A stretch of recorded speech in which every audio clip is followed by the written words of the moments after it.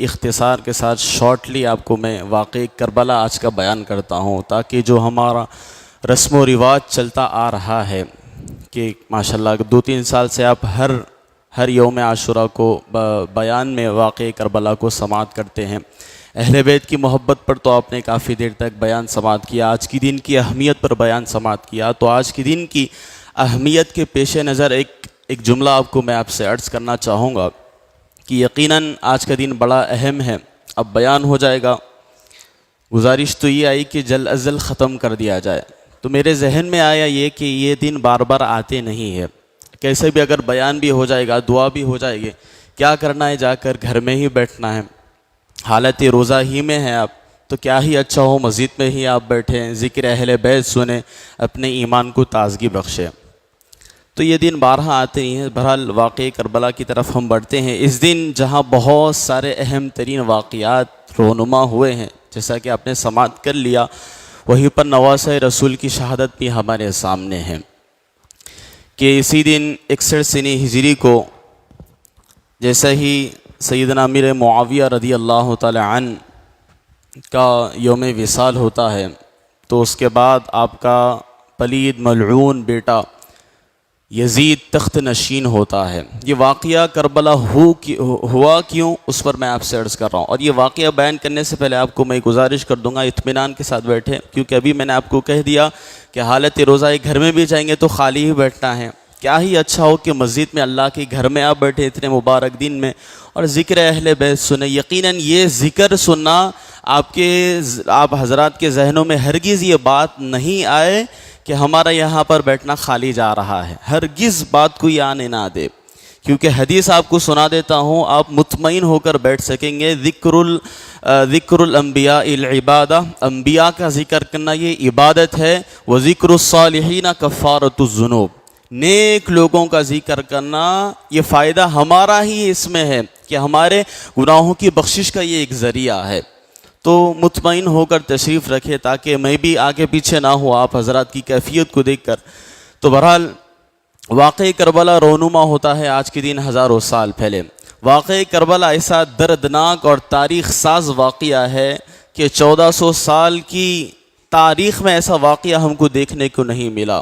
یہ کیسا انمول واقعہ تھا، کیسا انمول اور یونیک واقعہ تھا کہ سامنے 22,000 کا لشکر جرار تلواروں کے ساتھ، تیروں کے ساتھ، ہتھیاروں کے ساتھ سامنے موجود ہے۔ یہاں پر 72 افراد، وہ جن کو بلایا گیا تھا، وہ ہم پڑھتے ہیں نا شعر، جن کو دھوکے سے کوفے بلایا گیا۔ تو گفتگو یہ سماعت کرے کہ یزید پلید جیسا ہی تخت نشین ہوا تو اس نے چاروں طرف جو ہے خطوط روانہ کر دیے کہ تمام لوگوں کو میرے ہاتھ پر بیعت کرنا پڑے گا، میرے ہاتھ پر بیعت کرنے پڑے گا۔ تو امام حسین اس وقت مدینۃ المنورہ میں تھے، تو یزید پلید مدینۃ المنورہ کے گورنر کی طرف ایک خط لکھتا ہے، لیٹر لکھتا ہے کہ فوری تم امام حسین کی طرف جاؤ اور ان کو یہ میرا پیغام پہنچاؤ کہ وہ جلد از جلد میرے ہاتھ پر بیعت کر لے۔ اور یہ بھی اس نے خط میں لکھ کر بھیجا تھا کہ ان کو ذرا برابر بھی مہلت نہ دینا، فوری ان پر جو ہے زور و جبر کیا جائے، فوری وہ میرے ہاتھ پر بیعت کر لے، کیونکہ آپ حضرات بخوبی اس بات کو جانتے ہیں یزید پلید کون تھا، اور امام حسین کی یزید پلید کے ہاتھ پر بیعت نہ کرنے کی وجہ بھی کیا تھی کہ یزید کوئی نیکوکار انسان نہیں تھا، وہ فاسق و فاجر تھا، محرمات کو حلال قرار دینے والا تھا۔ اتنے اس کے یوں سمجھے کہ ایسے واقعات ہیں جس کو سنے تو رونٹے کھڑے ہو جاتے ہیں کہ کیا ایسا بھی کوئی کر سکتا تھا۔ اور سب سے بڑی اس کی جو ہے بڑی خرابی امام حسین کے ساتھ جو اس نے بدسلوکی کی، آج تاریخ آج بھی اس کو یاد رکھتے ہیں۔ آج دیکھیں زمانہ گزر گیا، ہزاروں سال ہوئے یہ واقعے کو، مگر آج یزید کو کوئی یاد کرنے والا نہیں ہے۔ کوئی باپ اپنے بیٹے کا نام یزید نہیں رکھتا، کیوں کہ اس نے جو بدسلوکی کی امام حسین کے ساتھ، نواسہ رسول کے ساتھ، خانوادہ مصطفیٰ کے ساتھ، وہ برداشت کے باہر ہے۔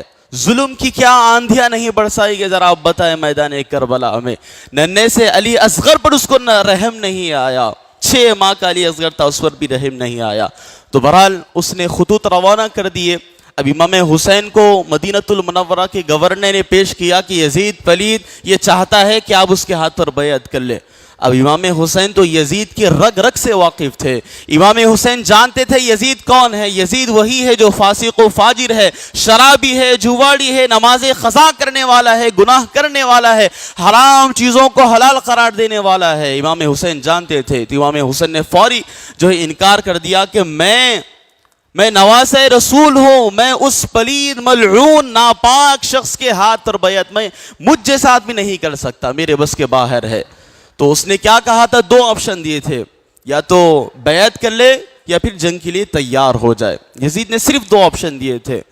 اب امام حسین اپنی بہن سیدہ زینب سلام اللہ علیہا کے پاس جاتے ہیں اور جا کر کہتے ہیں اے میری بہن, اب وقت آیا ہے اس شہر مدینہ کو چھوڑنے کا, مدینہ الرسول کو چھوڑنے کا اب وقت آیا ہے. ذرا حاضرین کرام, آپ میں سے بھی کئی لوگ گئے ہوں گے حج کرنے کے لیے, عمرہ کرنے کے لیے. جب جاتے ہیں چند دن کے لیے ہی ہم جاتے ہیں نا, 15 دن, بہت سے وقت 20 دن, بہت سے مہینہ, 1 مہینہ آپ لے لے. مدینہ المنورہ حج و عمرہ کے لیے جو زائرین جاتے ہیں, ذرا آپ بتائیں جب واپسی کی حالت ہوتی ہے تو دل کی حالت ہماری کیا بن جاتی ہے؟ جانے کو دل نہیں چاہتا. جاتے ہیں تو ضرور یہ دعا کرتے ہوئے مدینے سے واپس ہوتے ہیں کہ مولا جل ازل ہمیں یہاں کی پھر سے دوبارہ حاضری عطا فرما. تو گویا مدینہ شہر ہی ایسا شہر ہے کہ جس سے بندے کا دل تڑپ جاتا ہے. تو چند دن کے لیے جو حاجی جاتا ہے, معتمر جاتا ہے, اس کی حالت مدینہ المنورہ سے چھوڑنے کے وقت یہ ہو جاتی ہے. ذرا امام حسین کو تو دیکھیے, امام حسین جو پیدا مدینہ منورہ میں ہیں, جو بڑے ہوئے, جو جوان ہوئے مدینہ المنورہ میں, آج وقت کیسا آیا ہے کہ اسی شہر مدینہ کو چھوڑنا آپ کو پڑا. تو سیدہ زینب کے پاس جاتے ہیں اور آخری سلام حضور کی بارگاہ میں جاتے ہیں. اتنا روتے ہیں کہ جو آپ کے پاؤں کے تلے زمین تھی وہ آپ کی آنسوں سے تر ہو جاتی, اتنا رونا پڑتا ہے. اتنا روئے امام حسین اور کہا کہ نانا جان, آج وقت یہ آیا ہے کہ ظالم لوگ آج ہم پر ٹوٹ پڑے ہیں, ہم پر ظلم کرنا چاہتے ہیں. اور سیدہ زینب کو امام حسین نے یہ بھی کہا تھا, سیدہ زینب ہم کو یہاں سے ہجرت کرنی پڑے گی, مدینہ الرسول چھوڑنا پڑے گا, کیونکہ یزید پلید ہمارے خون کا پیاسا ہے. امام حسین فرماتے ہیں مجھے یہ بات گوارا نہیں کہ اس شہر پاک میں خون کی ندیاں بہائی جائے, لہٰذا میں یہ گوارا نہیں کرتا, میں اس بات کو پسند نہیں کرتا. تو بہرحال امام حسین مکہ مکرمہ جاتے ہیں, آخری سلام اپنے نانا جان کے پاس عرض کر ذرا کیفیت کو سامنے رکھے. تھوڑی دیر کے لیے آپ سے گزارش کروں گا, دنیا کے تمام خیالات کو, اپنے گھر بار کو, کاروبار کو, تمام چیزوں کو ذرا اپنے ذہن سے نکال دے اور کربلا معلی میں تشریف لا لے. میں تو آپ کو واقعہ سنا رہا ہوں, آپ اپنی آنکھوں کے سامنے اس منظر کو رکھے, پھر دیکھیں کیسا اثر آپ کی دل پر ہوگا. بہرحال امام حسین مکہ مکرمہ جاتے ہیں, حج کا احرام باندھ کر اب جاتے ہیں, مگر بعد میں معلوم ہوتا ہے کہ حج کا لباس زیبتن کیے ہوئے بعض قاتل بھی وہاں پر پھر رہے ہیں. تو بہرحال امام حسین مکہ مکرمہ جاتے ہیں, پھر بعد میں اب عمرے کی نیت کر لیتے ہیں. اس کے بعد جو ہے کربلا کوفہ والوں کی طرف سے جن لوگوں نے دھوکہ بازی کی تھی نا, کوفہ والوں کے خطوط آنے لگتے ہیں, لیٹرز آنے لگتے ہیں امام حسین کی بارگاہ میں. لیٹرز میں کیا لکھا ہوتا ہے کہ یا امام, اے نواسہ رسول, یہاں پر یزید پلید تخت نشین ہوا ہے, ہم میں سے کوئی یہ گوارا نہیں کرتے کہ اس پلید کے ہاتھ پر بیعت کرے, لہٰذا یا امام آپ کوفہ تشریف لائیں تاکہ ہم آپ کی ہاتھ پر بیعت کر لیں. ایسے 1 نہیں 2 نہیں 50 100 نہیں 150 خطوط 150 لیٹرز آ گئے تھے. آپ بتائیے کہ امام حسین کو کوفہ نہیں جانا پڑا تھا؟ ضرور امام حسین کو جانا پڑا. تو امام حسین جب کوفہ والوں کی طرف سے 150 خطوط آ گئے تھے تو امام حسین نے وہاں کے حالات معلوم کرنے کے لیے اپنے چچا زاد بھائی مسلم بن عقیل کو بھیجا. وہاں کے حالات معلوم کرنے کے لیے اپنے چچا زاد بھائی مسلم بن عقیل کو بھیجا اور کہا کہ جا کے وہاں کے معلومات دیکھیے کیا حالات تھے وہاں کے. اب مسلم بن عقیل کوفہ جاتے امام حسین کے جو ہے حکم کی پیروی کرتے ہوئے وہاں جاتے. جیسا ہی آپ جاتے ہیں تو کوفہ والے آپ کا بڑا ہی بہترین استقبال کرتے ہیں, آپ کی ہاتھ پر ہزاروں کی تعداد میں لوگ بیعت کر لیتے ہیں. مگر اب کوفہ کا جو گورنر تھا, ابن زیاد جو گورنر تھا وہاں کا, یزیدی جو ایک شخص تھا, اس نے یہ دیکھا کہ کوفہ والے میرے شہر کے رہنے والے امام حسین کی بیعت امام مسلم بن عقیل کے ہاتھ پر کر رہے ہیں, وہ آگ ببولا ہو گیا, یہ کیسے ہو رہا ہے؟ یہ تو اگر ایسا ہوگا تو ہمارا جو پلان ہے یہ تو پورا ستیاناش ہو جائے گا. تو کوفہ کا گورنر نے کیا کیا, فوری جو ہے کوفہ والوں کی طرف آیا اور ان کو ڈرانے دھمکانے لگا. کیا کہنے لگا کہ اے کوفہ والوں, اگر تم امام حسین کے ہاتھ پر بیعت کر لو گے تو یاد رکھو تم میں سے ایک کوئی بھی نہیں بچ سکے گا, تمام کا قتل کر دیا جائے گا, ٹکڑوں میں تبدیل کر دیا جائے گا, تمہارے بچوں کو تمہارے سامنے شہید کیا جائے گا. کوفہ والوں کی اس طرح ڈرایا دھمکایا گیا.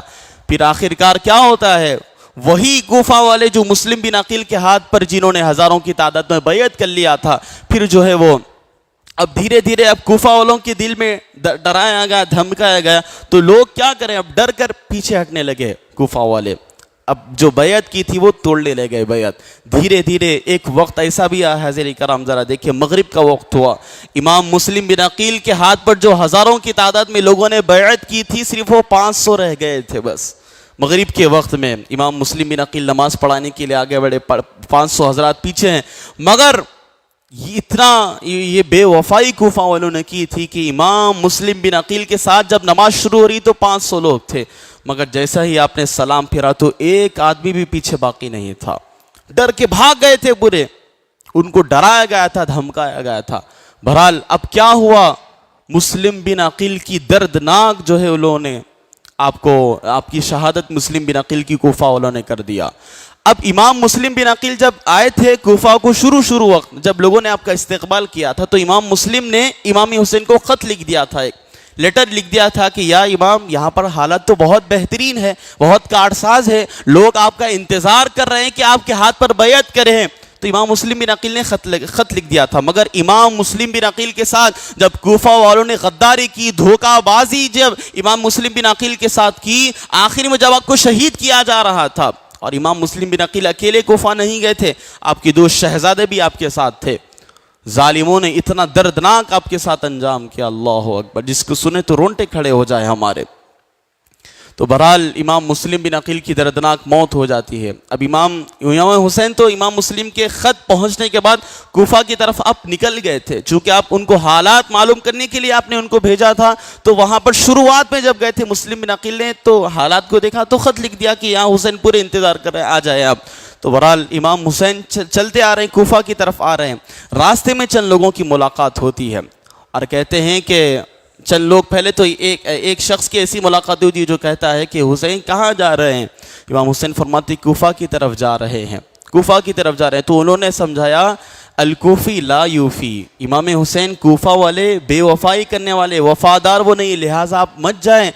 آپ کے کئی طرح کے اس سے پہلے بھی واقعات ہوئے ہیں, آپ کے کئی بھائیوں کو, کئی آپ کے خاندان والوں کو ان لوگوں نے شہید کر دیا تھا, لہٰذا آپ کوفہ مت جائے. امام حسین کو سمجھائے. تو امام حسین نے تاریخی جواب وہاں پر دیا. امام حسین نے فرمایا, قرآن پاک کی آیت پڑھی, لن یصیبنا الا ما کتب اللہ لنا, ہمیں وہی چیز پہنچ سکے گی جو ہمارے مقدر میں لکھی ہوئی ہے, کوئی ہمارے مقدر کی تقدیر کو نہیں بدل سکتا. اگر کوفہ جانے میں ہی اللہ کی رضا ہے تو ہم تیار ہیں جانے کے لیے.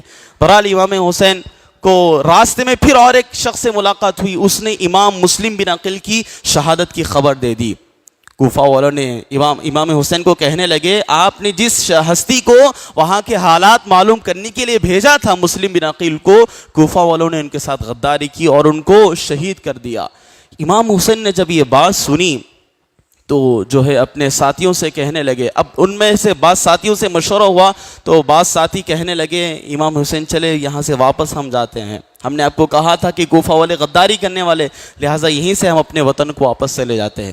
مگر بعض امام مسلم کے بھائی بھی اس قافلے میں موجود تھے. قافلے والوں میں سے جو امام مسلم کے بھائی تھے وہ کہنے لگے, یا امام ہم ایسے نہیں جائیں گے, ہم اپنے بھائی کے خون کا بدلہ لے کر جائیں گے ان کوفہ والوں کے ساتھ. تو بہرحال امام حسین نے پھر بعد میں اپنا ارادہ تبدیل کر لیا, پھر آپ کوفہ کی طرف روانہ ہو گئے. ایک وقت یہ آتا ہے میدان کربلا میں امام حسین پہنچے اور پہنچ کر پوچھنے لگے, ما ھذا المقام, یہ کون سا مقام ہے, ذرا سنیں کان کھول کر. امام حسین پوچھنے لگے, جب میدان کربلا میں پہنچے تو پوچھنے لگے یہ کون سا مقام ہے. تو جب پوچھا گیا تو لوگوں نے بتایا یہ کربلا معلیٰ ہے, یہ کربلا معلیٰ ہے. تو امام حسین نے کیا فرمایا ذرا آپ دیکھیں. امام حسین نے فرمایا, ہاں یہ وہی مقام ہے جہاں میرے ساتھیوں کا خون بہایا جائے گا, جہاں ہمارے اونٹیں باندھے جائیں گی. اور یہ بھی یاد رکھیں امام حسین کی جب ولادت ہوئی تھی، جب آپ کی برتھ ہوئی تھی، جب پیدائش ہوئی تھی، آپ کی پیدائش ہی کے ساتھ آپ کی شہادت کی خبر بھی مشہور ہو گئی تھی۔ دیکھیں آپ، شہادت کی خبر بھی مشہور ہو گئی تھی۔ وہ کیسے کہ ایک مرتبہ ام سلمہ رضی اللہ تعالیٰ عنہ صحابی رسول ہے، وہ حضور کی بارگاہ میں آتے ہیں، کیا دیکھتے ہیں کہ نواسہ رسول حضور کی گود میں بیٹھے ہوئے ہیں اور نبی پاک صلی اللہ علیہ وسلم کی چشمان مبارک سے آنسوں کی لڑی بہہ رہی ہے، حضور کی آنکھوں سے آنسو رواں ہیں۔ تو امام ام سلمہ رضی اللہ تعالی عنہ پوچھتی ہیں، یا رسول اللہ کیا وجہ ہے، کس چیز نے آپ کو رلا دیا ہے، کیا وجہ ہے، ریزن کیا ہے، سوال کرنے لگے۔ تو نبی پاک صلی اللہ علیہ وسلم نے اس وقت یہ جملہ ارشاد فرمایا تھا کہ اے ام سلمہ، ابھی میرے پاس سدرہ کے مکین جبریل امین علیہ السلام ابھی میرے پاس تشریف لائے اور انہوں نے مجھے یہ بتایا کہ آپ کی ہی امتی، آپ کے امت ہی کے لوگ آپ کے اس نواسے کو، چونکہ امام حسین بیٹھے ہوئے تھے گود میں تو اس کی طرف اشارہ کرتے ہوئے فرمایا آپ کے اسی نواسے کو آپ کے امت ہی کے لوگ، آپ کا کلمہ پڑھنے والے، آپ پر ایمان لانے والے، آپ ہی کی امت کے لوگ آپ کے اس پیارے سے نواسے کو یہ شہید کر دیں گے۔ اور امام حضور علیہ السلام نے ام سلمہ کو یہ بھی فرمایا کہ جبریل امین نے جس مقام پر کربلا معلیٰ میں جس جگہ پہ امام حسین کی شہادت ہو کی وہاں کی مٹی بھی مجھے لا کر دے دی ہے، مٹی بھی مجھے لا کر دے دی ہے۔ تو حضور نے ام سلمہ کو وہ جو شیشی تھی مٹی کی ام سلمہ کو دے دی اور کہا کہ اے ام سلمہ تم اپنے پاس اس شیشی کے رکھو، اور جس دن یہ شیشی کے اندر کی جو مٹی ہے جس دن یہ خون میں تبدیل ہو جائے، متغیر ہو جائے، تو یہ یقین کر لینا، یہ سمجھ جانا کہ میرے اس نواسے کو میری امت کی لوگ نے قتل کر دیا، شہید کر دیا، سمجھ جانا۔ تو حاضرین کرام، یہ روایت میں نے آپ کو کیوں سنائی؟ اس لیے کہ امام حسین کو معلوم تھا کہ ان کو شہید کیا جائے گا، اس لیے تو میدان کربلا پہنچنے کے بعد امام حسین فرما رہے ہیں کہ یہ وہی جگہ ہے جہاں میرے ساتھیوں کا خون بہایا جائے گا۔ تو بہرحال امام حسین میدان کربلا میں پہنچ گئے، وہاں سے جو ہے یزیدیوں کی فوج ہزاروں کی تعداد آتے جا رہی ہے، یہاں تک کہ 22,000 کا لشکر سامنے آ گیا میدان کربلا میں۔ امام حسین 72 افراد ہے۔ ارے یہ تو جنگ لڑنے کے لیے نہیں آئے تھے نا، اب بتائیے جنگ لڑنے کے لیے کیا کوئی اپنی گھر کی عورتوں کو بھی لے کر جاتا ہے؟ کیا جنگ لڑنے کے لیے کوئی اپنے 6 ماہ کے دودھ کے بچے علی اصغر کو بھی لے کر کوئی جنگ میں جاتا ہے؟ تو لہٰذا جنگ لڑنے کے لیے نہیں آئے تھے۔ تو بہرحال 22,000 کا لشکر جرار سامنے موجے مار رہا ہے، اور یزیدیوں نے ظلم کی انتہا یہ بھی کر دی کہ نہر فرات کے پاس یزیدی فوج کے کمانڈر نے، سپہ سالار نے یہ حکم دیا کہ اے فوجیوں خبردار، اس نہر فرات کا ایک خطرہ بھی امام حسین کے خیمے میں نہیں جانا چاہیے۔ 3 دن پہلے یہ واقعہ رونما ہوا، کیا کہا؟ نہر فرات کے پاس پہرا دے دیا گیا، اور یزیدی فوج کا کمانڈر فوجیوں کو کیا کہنے لگا؟ ایک خطرہ بھی یہاں سے امام حسین کی بارگاہ میں نہیں جانا چاہیے۔ اللہ اکبر، یہ ظلم کی انتہا ہے۔ زمانے میں یہ انوکھے امتحان بھی ہوتے ہیں کہ نواسے ہیں صاحب کوثر کے، بیٹے ہیں شیر خدا کے، اور جو ہے بیٹے ہیں شہزادی کونین کے، مگر ظلم کی انتہا کتنی، ظلم کے پہاڑ کتنے توڑے گئے میدان کربلا میں، ذرا آپ دیکھیں کتنی نہیں قیامتیں برپا ہو گئی۔ 3 دن کے بھوکے پیاسے ہیں، 3 دن پہلے آپ پر پانی کو بند کر دیا گیا، اور یہ جو کہا جاتا ہے کہ پانی بند کر دیا گیا، یہ بطور تغلیب کے کہا جاتا ہے، کیونکہ انسان بغیر کھائے تو رہ جاتا ہے، بغیر کھائے تو رہ جاتا ہے، مگر پانی کے بغیر زندگی بڑی مشکل ہو جاتی ہے، زندگی بڑی مشکل ہو جاتی ہے۔ تو بہرحال نہر فرات پر پہرا دے دیا گیا، بارہا یزیدی فوج کے لوگ آتے گئے اور کہنے لگے یا امام، آپ جو ہے یزید کی طرف سے صرف 2 آپشن آ رہے ہیں، یا تو آپ بیعت کر لے یا پھر قتل کے لیے، جنگ کے لیے تیار ہو جائے۔ ذرا سوچئے، اگر امام حسین اگر یزید پلید کے ہاتھ پر بیعت کر لیتے تو وقتیہ طور پر وہ لشکر جرار 22,000 کا جو آپ کے خون کا پیاسا ہے وہ آپ کے قدموں میں نچھاور ہو جاتا، ساری دولت آپ کو دے دی جاتی تھی، بادشاہت بھی آپ کو مل جاتی۔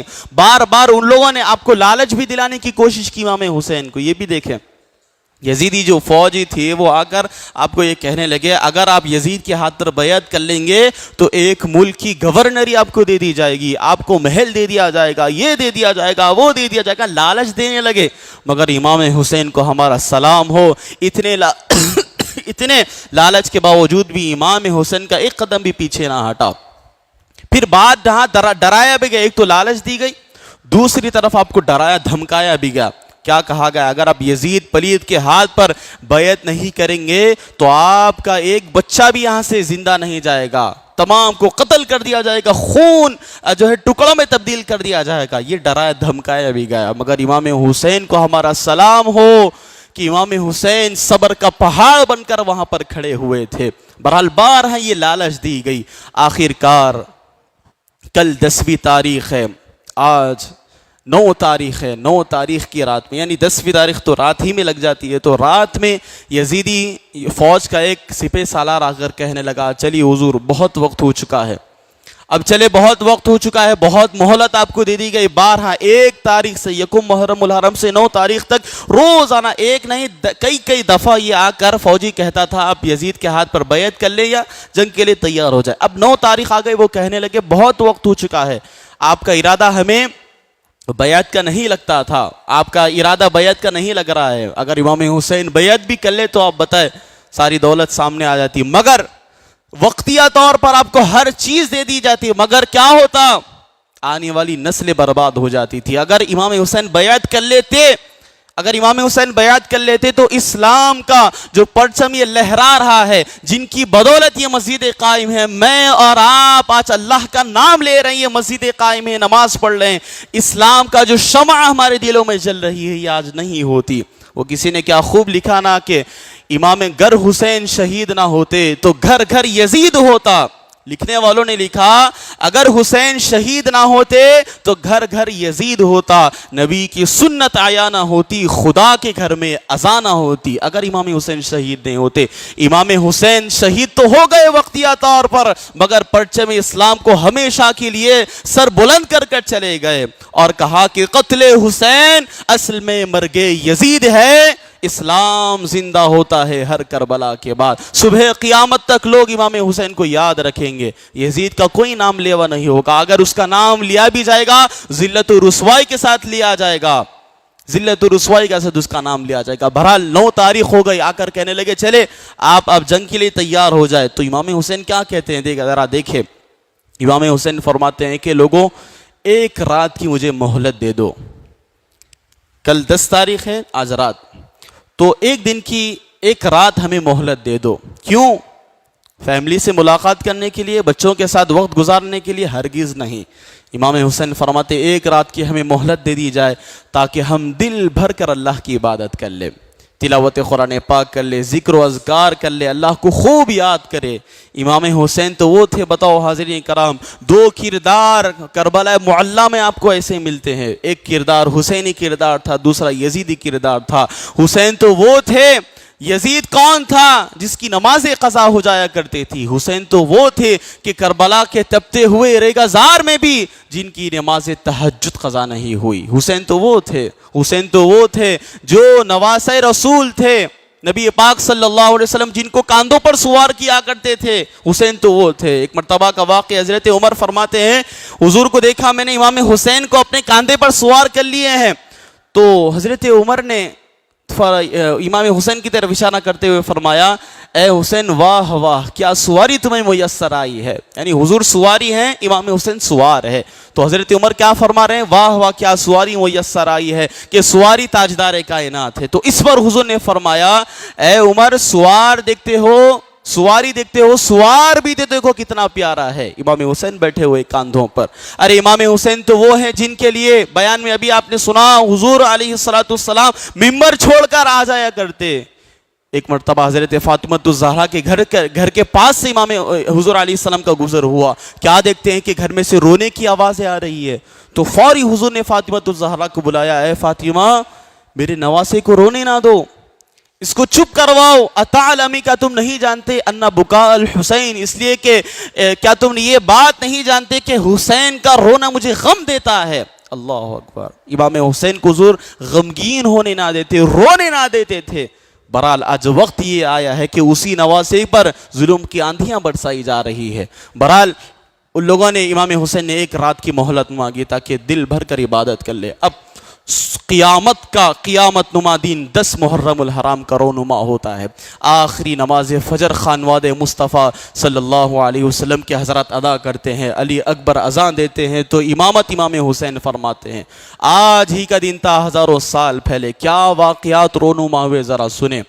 آتے ہیں امام حسین بارہا یزیدی فوجیوں کو سمجھانے لگتے ہیں کہ اے یزیدیوں دیکھو تو صحیح میں کون ہوں. جب یہ جملہ امام حسین نے فرمایا تو شاید کربلا کے ذرے ذرے بھی کانپنے لگے ہوں گے جب امام حسین نے یہ جملے فرمائے. کیسے جملے فرمائے؟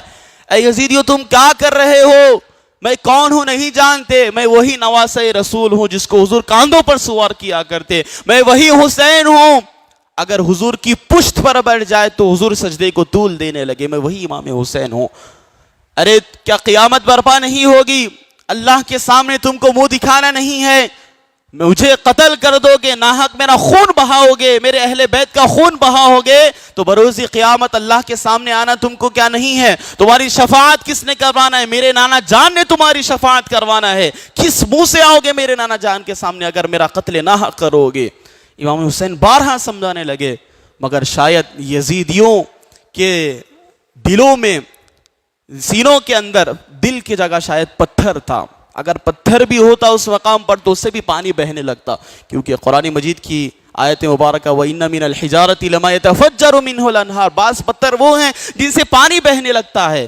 ان یزیدیوں کی جو ہے تخت و تاج کے نشے میں ایسے وہ کہہ لیجئے ایسے بدمست ہو گئے تھے، ایسے نشے میں آ چکے تھے. اب امام حسین کی ذات اقدس بھی ان کو نظر نہیں آ رہی تھی.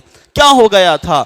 مال و دولت کی نشے میں ایسے ملوث ہو گئے تھے کہ اتنی بڑی ہستی امام حسین تک ان کو نظر نہیں آئی. یہی ہوتا ہے حاضرین کرام، دنیا کی لالچ کتنی بری بلا ہے. آدمی سے وہ کام کروا جاتی ہے دنیا کی لالچ اور مال و دولت کہ جس کا انسان گمان بھی نہیں کر سکتا. یہی تو ہوا میدان کربلا میں. یزیدیوں نے تخت و تاج کی جو ہے نشے میں بدمست ہو کر امام حسین کو شہید کر دیا. مگر کب تک رہی ان کی تخت و تاج؟ کب تک ان کی بادشاہت باقی رہی؟ ایسی دردناک موت ہوئی یزیدیوں کی، اور خود یزید کی، ابن زیاد کی اتنی خطرناک موت ہوئی. بس اللہ کی پناہ. بہرحال امام حسین بارہا ان کو سمجھانے لگے مگر وہ لوگ باز نہیں آئے. پتھر تھا دل میں. امام حسین نے فرمایا، امام حسین کیا فرماتے ہیں کہ بولو لوگوں بتاؤ تو صحیح، اس ننھے سے علی اصغر نے تمہارا کیا بگاڑا ہے؟ اس دودھ کے بچے نے، امام حسین ایسا اٹھا کر کہتے ہیں، اس ننھے سے علی اصغر نے تمہارا کیا بگاڑا ہے؟ اس کو تو کم از کم پانی کا قطرہ دینے لگو. حضرت عباس علمدار بھی تو تھے، شیر خدا کے بیٹے تھے آپ. میدان کربلا میں آپ جب یہ وقت آیا کہ ایک وقت یہ آیا کہ 3 دن کے بھوکے پیاسے تھے تو حضرت عباس علمبردار میدان جنگ میں جانے کی اجازت طلب نواسۂ رسول امام حسین سے کر رہے ہیں اور کہتے ہیں کہ یا امام اب مجھے برداشت نہیں ہوتا، اب مجھ سے برداشت نہیں ہوتا. ایک بات سمجھ میں آتی کہ بڑے ہیں صبر کر لیا، مگر چھوٹے بچے بھی میدان کربلا میں تھے، کیسی انہوں نے برداشت کی ہوگی پیاس کو آپ اندازہ لگائے. امام حضرت عباس علمدار فرماتے ہیں کہ یا حسین مجھے ان کی پیاس اب برداشت نہیں کی جاتی، ان کا پیاس کی وجہ سے رونا پکارنا مجھے برداشت نہیں ہوتا، لہٰذا آپ مجھے اجازت عطا فرما دے تاکہ میں نہر فرات کے پاس جاؤں اور ان پیاسے بچوں کے لیے پانی کا کچھ انتظام کر دوں. امام حسین سے اجازت طلب کریں حضرت علمبردار. واقعہ تو بہت طویل ہے، اگر بیان کرنے لگو تو مغرب شام ہو جائے. حضرت عباس نے اجازت طلب کی. پھر کیا ہوا؟ حضرت امام حسین نے فرمایا اے عباس علمدار آپ تو میرا جھنڈا اٹھانے والے ہیں، اگر آپ چلے جائیں گے آپ تو وہ ہیں کہ جب مجھے حضرت علی کی یاد تڑپاتی ہے تو میں آپ کے چہرے کی زیارت کر لیتا ہوں. ہاں حاضر کرام 3 چہرے ایسے تھے میدان کربلا میں جن کی شباہت بالکل ملتی تھی. ایک تو علی اکبر تھے جن کی شباہت بالکل مصطفیٰ کریم صلی اللہ علیہ وسلم سے ملتی تھی. امام حسین کے بڑے بیٹے علی اکبر جن کی شباہت بالکل مصطفیٰ کریم سے ملتی تھی. کیا ہوا کہ صحابہ کرام جب حضور کی ظاہری وفات کے بعد حضور کی زیارت، حضور کی چہرے کی زیارت کا شوق جب ان کو تڑپاتا تو علی اکبر کی زیارت کر لیا کرتے تھے صحابہ کرام اور اپنے اس شوق کو پورا کیا کرتے تھے. حضور کی یاد جب آتی تھی ان کو. اور ایک چہرہ تھا جو فاطمۃ الزہرا سے جس کا چہرہ ملتا تھا، وہ کون تھی؟ وہ سیدہ زینب تھی، بالکل شباہت فاطمۃ الزہرا سے تھی. گویا یہ فرمایا گیا کہ اے میرے نواسے رسول جب تمہیں اپنے بابا کی یاد آئے تو حضرت عباس کی زیارت کر لینا، جب اپنی ماں کی یاد تڑپائے تو حضرت سیدہ زینب کی زیارت کر لینا، جب اپنے نانا جان کی یاد تڑپائے تو علی اکبر کی زیارت کر لینا۔ تو حضرت عباس جاتے ہیں، اجازت طلب کرتے ہیں اور نہر فرات کے پاس جاتے ہیں، اور یہ بھی یاد رکھ لے یہ جو کیا گیا تھا نا، 3 دن تک ان پر پانی بند کر دیا گیا تھا۔ یہ کیوں ہوا تھا؟ اس لیے ہوا تھا کہ ان کو کمزور کیا جائے، اہل بیت اتحاد کو کمزور کیا جائے۔ جب پانی نہیں ہے تو ظاہر سی بات ہے انسان کی حالت کیا ہو جاتی۔ میں اور آپ بھی روزہ ہیں، کیسی پیاس ہم کو تڑپا رہی ہے، ذرا دیکھیں۔ بہرحال حضرت عباس نے کیا کیا؟ حضرت عباس اجازت طلب کر جاتے ہیں، اور تو میں یہ آپ سے عرض کرا تھا پانی ان پر کیوں بند کر دیا گیا؟ اس لیے کہ یزیدی لوگ جانتے تھے کہ جس سے ہمارا مقابلہ ہے یہ کوئی عام لوگ نہیں ہے، بلکہ یہ وہ لوگ ہیں جن کی رگوں میں شیر خدا کا خون دوڑ رہا ہے۔ یہ کوئی عام لوگ نہیں ہے جن سے ہمارا مقابلہ ہے۔ اب بتائیں، دنیا میں جتنی بھی جنگیں ہوئی، کیا ایسی جنگ ہوئی کہ سامنے 22,000 کا لشکر ہے، سامنے 72 افراد ہے؟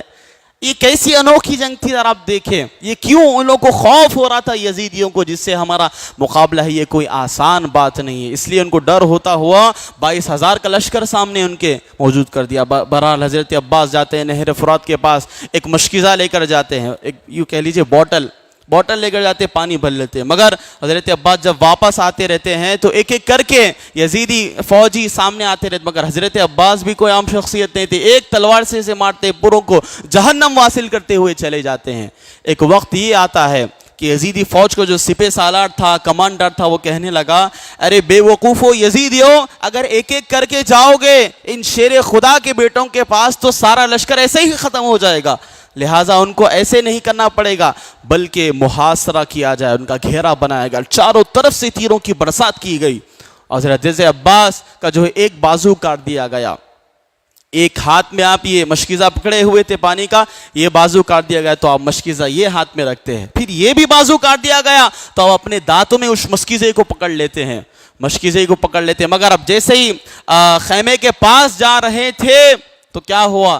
ایک بدبخت نے کیا کیا، ایک تیر کا نشانہ ایسے بنایا جو ڈائریکٹ بوٹل کے بیچ میں جا کر لگا، مشکیزے کے بیچ میں جا کر لگا، اور دھیرے دھیرے اس کا پانی بہنے لگا، یہاں تک کہ جب آپ خیمے کے قریب ہو گئے تو سارا کا سارا پانی بہہ چکا تھا۔ یہ قیامت ٹوٹی گئی حاضرین کرام میدان کربلا میں، اور بہت سے علی اصغر کی بھی شہادت ہے۔ کیا ہوا؟ علی اصغر کی شہادت تو ایسی ہے کہ اللہ اکبر، آج والدین کی حالت خراب ہو جاتی ہے، اگر ڈاکٹرز کہہ دے کہ ڈاکٹرز اگر ہاتھ چھوڑ دے، بیماری کی وجہ سے عادت چھوڑ دے تو والدین کی حالت بے حال ہو جاتی ہے، راتوں کی نیند قربان ہو جاتی ہے، راتوں کی نیند اڑ جاتی ہے، کچھ کھایا پیا نہیں جاتا۔ مگر اس حسین ابن علی کو ہمارا سلام ہو جو 6 ماہ کے علی اصغر کے لاشے پر بھی نہیں ہوا، جنہوں نے اپنے ہاتھوں پر ننھے سے علی اصغر کی شہادت کو بھی دیکھا۔ وہ کہتے ہیں نا کہ سلام ہو اس حسین ابن علی کو جو اپنی نوجوان بیٹی کی میت پر نہ رویا۔ علی اکبر کی جب شہادت ہوئی تھی حاضرین محترم، یہ بھی کتابوں میں ابن عساکر کی روایت کرتے ہیں کہ جو ہے ایک مرتبہ امام حسین کی جو عمر پہنچی تھی میدان کربلا میں، تقریباً 60 سے اوپر آپ کی تھی، 50 کے اوپر آپ کی عمر تھی، تو آپ کے سر مبارک پر ایک بال بھی جو ہے کالا نہیں تھا، بالکل سفید نہیں تھا، بالکل پورے کالے بال تھے۔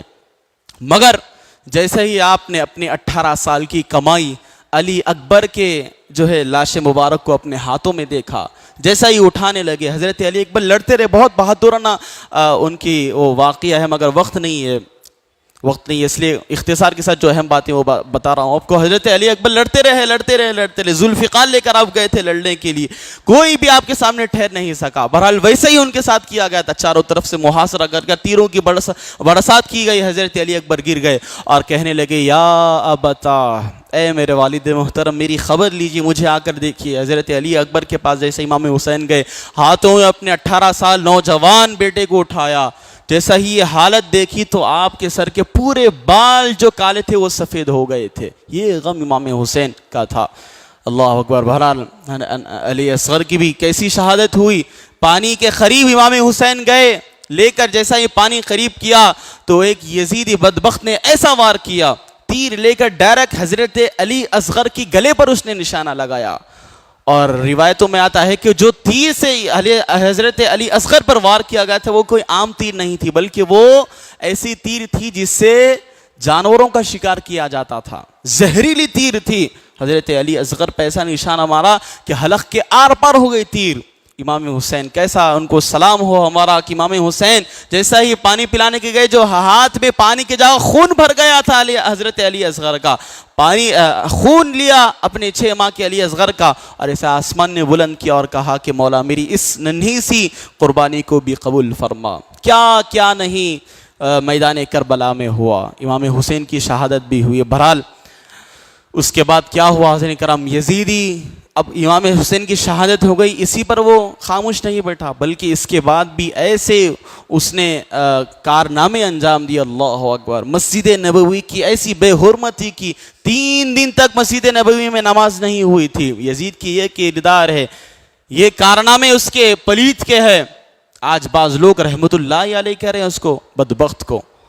بہرحال یہ تو الگ گفتگو ہو جائے گی. یزید اتنے اس کے بد کردار کا کارنامے تھے کہ آپ بتائیں امام حسین جیسے پاک ہستی کیسے اس پلیت کے ہاتھ پر بیعت کر لی. اس لیے امام حسین نے اپنے آپ کی شہادت کو، اپنی خانوادے کو لٹانا کو جو ہے آپ نے اس کو کر لیا، مگر یزید پلیت کے ہاتھ پر بیعت نہیں کی. جھکے نہیں امام حسین، اپنا سر کٹا دیا. اور آخرکار امام حسین کی جب شہادت ہوئی تو سجدے میں آپ کا سر تھا، سجدے میں سر تھا.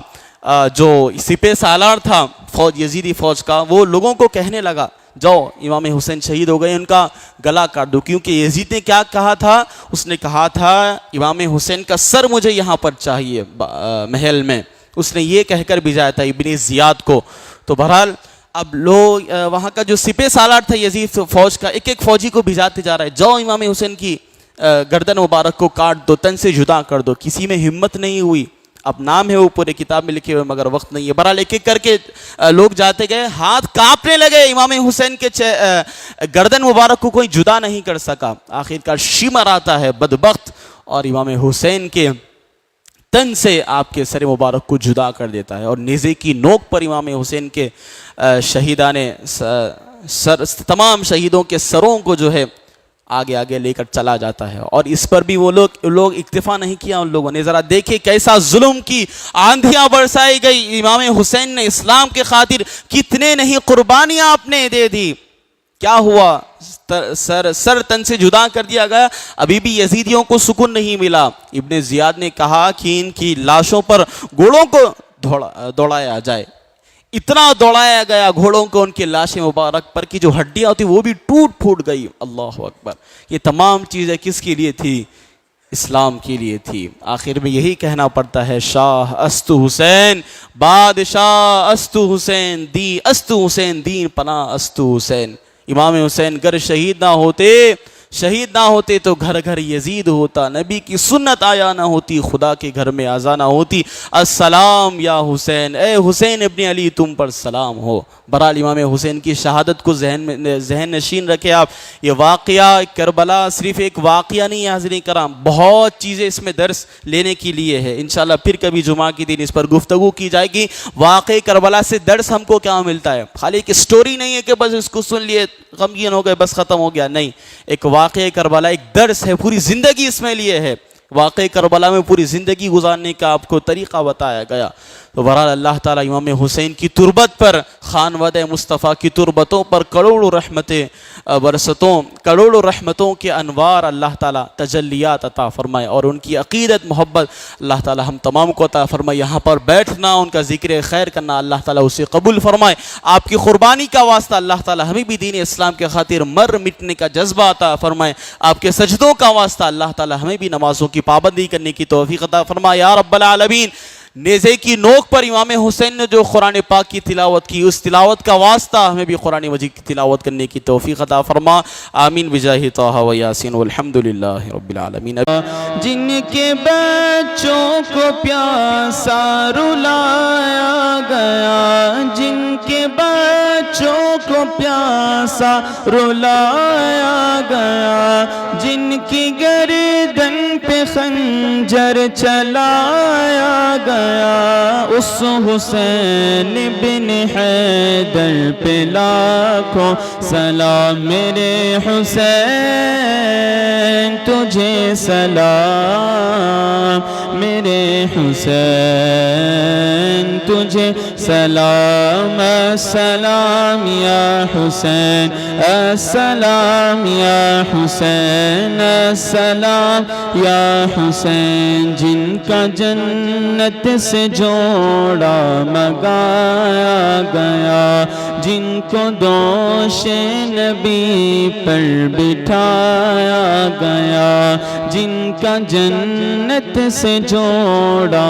مگایا گیا جن کو دوش نبی پر بٹھایا گیا زہر بائی کے جس کو کھلایا گیا جن کو تیروں سے چھلنی کرایا گیا اس حسین بن حیدر پہ لاکھوں سلام میرے حسین تجھے سلام میرے حسین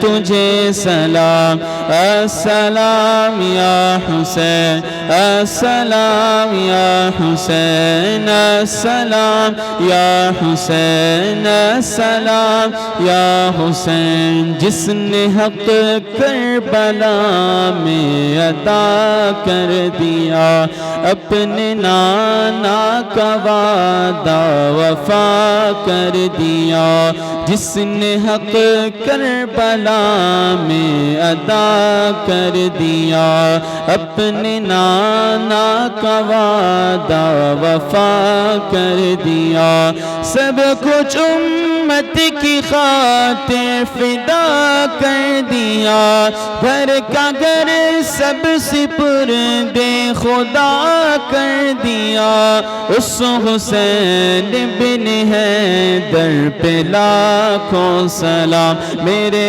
حسین تجھے سلام میرے حسین تجھے سلام السلام یا السلام یا حسین السلام یا حسین کر چکا وہ حبیب اپنی حجت تمام لے کے اللہ اور اپنے نانا کا نام کر چکا وہ حبیب اپنی حجت تمام لے کے اللہ اور اپنے نانا کا نام کوفیوں کو سنایا خدا کا کلام کوفیوں کو سنایا خدا کا کلام اور فدا ہو گیا شاہ خیر الانام اس حسین بن حیدر پہ لاکھوں سلام میرے حسین تجھے سلام میرے حسین تجھے سلام السلام السلام یا حسین السلام یا حسین جن کے نانا نبی اور ماں فاطمہ جن کے بابا علی اور بھائی حسن جن کے نانا نبی اور ماں فاطمہ جن کے بابا علی اور بھائی حسن اس حسین بن حیدر پہ لاکھوں سلام میرے حسین تجھے سلام میرے حسین تجھے سلام السلام یا حسین السلام یا حسین السلام یا حسین ربنا تقبل منا الفاتحة